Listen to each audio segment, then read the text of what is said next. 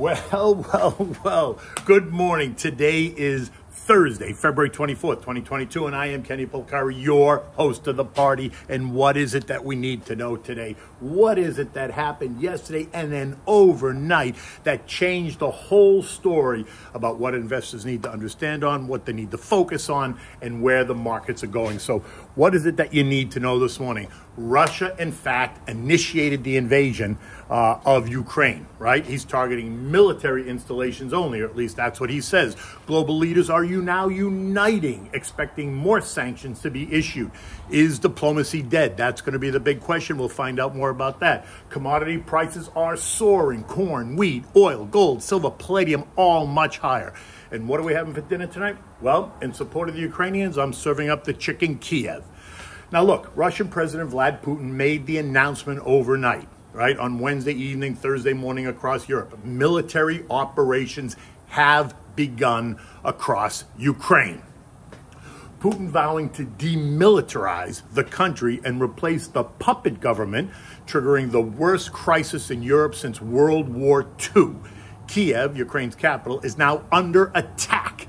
Air raid sirens blaring as civilians told to please shelter in place. They were very kind about that.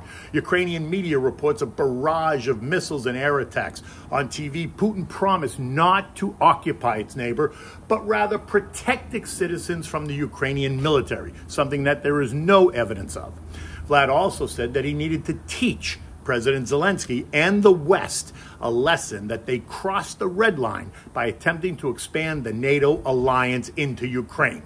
In the end, Vlad will replace the current West-friendly government and install a Russian puppet government that is aligned with Moscow and not Washington, D.C. Putin has also confirmed that he's not targeting civilians. He's only trying to take out the military installations, if that should make you feel any better. Joey immediately calls him out, saying that the attack was unprovoked, vowing to hold Russia accountable. The action this morning is sending global markets into a complete tailspin as stocks around the world plunge. The Russian index, the MOEX, fell 41% at one point in just hours. Across Asia, Japan ended the day lower 1.8%, Hong Kong down 3%, China down 2%, Australia down 3%, Taiwan and South Korea both down 2.5%. At 7 o'clock this morning, European markets were even lower than that. The FTSE down 3.5%, the CAC 40 down 5%, the DAX down 5%, Eurostoxx down 5%, Spain down 4%, and Italy down just over 5%. U.S. futures are now implying a loss of better than 2.5% across the board. Dow futures down 890 points, or 2.5%.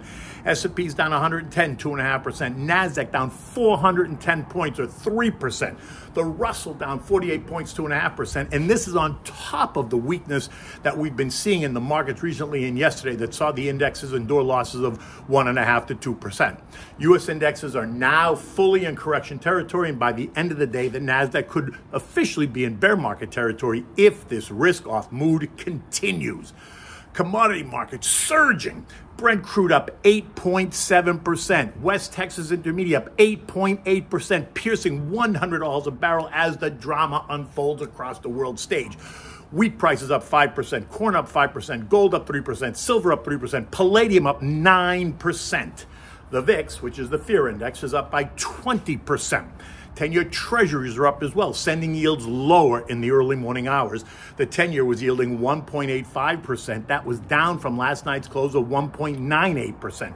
30-year money is also finding buyers, sending 30-year yields down 11 basis points to 2.1%. So expect this to be a very, very ugly day for stocks as investors around the world now have to begin to reassess what the level of risk really is to global peace and to global markets. Again, I'll say that the Russia-Ukraine drama is the dress rehearsal for what I think is going to be a China-Taiwan drama that's being formulated as we speak. So now investors are going to need to understand what's the next move for the U.S. and Europe. What sanctions can they impose now? Will they hit Russian banks more? Will they impose export controls? Think about restrictions on smartphones, aircraft, automobile parts that will hit their manufacturing industries hard. Will they slap sanctions on Russian oil? And if they do, expect gas prices across the world, and certainly here in the U.S., to have a six handle on it. Now, I say that because the U.S. is a big importer of Russian oil, On average, we import about 18 million barrels a month. And while you think that's nothing really in the big scheme of things, our energy industry has come under assault by the far left. I mean, we've heard all the stories of how Joey has been begging OPEC Plus to pump more oil to help offset surging demand and surging prices here in the U.S., all while we are awash in oil ourselves, but have been regulated to not produce enough of it as Joey caves to the far left wing of his party. Yesterday's weakness saw consumer discretionary names continue to get slammed. The ETF down another 3%, taking that index down 17% year to date. Industrials down 1.8%, financials down 1.7%, tech down 2.5%, communications down 1.8%. Energy, again, was the only sector that rose, the XLE gaining 1% on the back of this building crisis. The growth trade, SPYG, lost another 1.5%, leaving that ETF down 16.5% year to date, while the value trade is down only 5%, which is a win when you consider the bigger picture. And don't discount what Xi is setting up to do. We've discussed this. China has its eyes on Taiwan, and they are watching the world as the Russia-Ukraine drama plays out on the world stage. What will Xi learn from this? Will he adjust his plan of attack? Will he launch his move now, creating more chaos around the globe that may offer him some cover? What about cyber attacks? Expect to see more of these as both Russia and China perfect that form of attack to bring down cities and countries. It's not like we haven't seen this already. The cybersecurity ETFs, Hack and CIBR and Bug and HiHack, are just some of the ways to play this. And if you look at them, they've all gotten completely slammed, which is completely illogical. The ETFs are off anywhere from 15 to 25% year to date, which is completely a mispricing. I mean, think about it. Cybersecurity issues are going to be the new battlefield. Actually, maybe not so new, right? So why would these stocks be under so much pressure? You'd think they'd be soaring on the back of this, unless, of course, the message is that we are woefully unprepared for a massive cybersecurity fight. Now, I fear that both Russia and China are more advanced in this space and that the US and Europe are behind the 8 ball. Is that what the market action is telling us? And now, what does this latest event mean for the Fed? Can the Fed continue with their overly aggressive stance of 4 to 9 rate hikes in 2022? Or is this crisis going to cause them to back off? Now, this might take 50 basis points off the table and force the Fed to have to tolerate higher inflation right now, a place they didn't want to be. Or it could force the Fed to cause a recession, which means slamming on the brakes. The S&P closed at 42.25, down 80 points yesterday, ending the day right on the January 24th lows, a level I had been calling for. And while I did think it was going to hold, all bets are now off. I will say I did not expect Vlad to invade. I expected an 11th hour diplomatic solution, but I was wrong. So this puts new information into the equation, causing a different answer to appear. Very much like the changing equation at the Fed, right? What happens to valuations when you price in 2 to 3 25 basis point hikes versus is very different from 4 to 5 hikes that could include a 50 basis point move, right? Valuations have to change, and so therefore market reactions have to change. So now that Vlad has disrupted the global landscape, investors need to reassess what it all means. And when that happens, it's always a shoot first, ask questions later type of mentality. But remember, for every seller, there is a buyer. So it's not as if everyone just walked away. The buyers are just choosing to pay lower prices, forcing sellers to either hit the lower bids or do nothing. What we're seeing this morning is this panic move to get out at all costs, which usually proves to be the wrong decision. The S&P is down nearly 2.5% this morning, which would take that index now to 4130, a level last seen between April and June of 2021. A failure to hold there could see the S&P trade down to 3850, a range that would represent a 20% move off the all-time highs in January. Like I've been saying, if you are long only and you're continuing to put money into the markets, now's the time to sit back and let the turmoil play out a bit. If you haven't hedged by now, I'd be more careful because we're more likely closer to the bottom than not. I always like to allow 2 to 3 days to pass after a shock like this to see how it settles in. If you're a trader type, then you should get back to work and trade your portfolio. These are the days you long for. But as a long-term investor, putting 20 or 25% of your money to work in a day like this is not necessarily wrong. I just say pick the right names, right? You want big mega cap multinationals. The consumer staples are always a good place to consider. Okay, so what are we having for dinner tonight? Considering what's happening in Ukraine, I'm serving up the chicken Kvyv, right?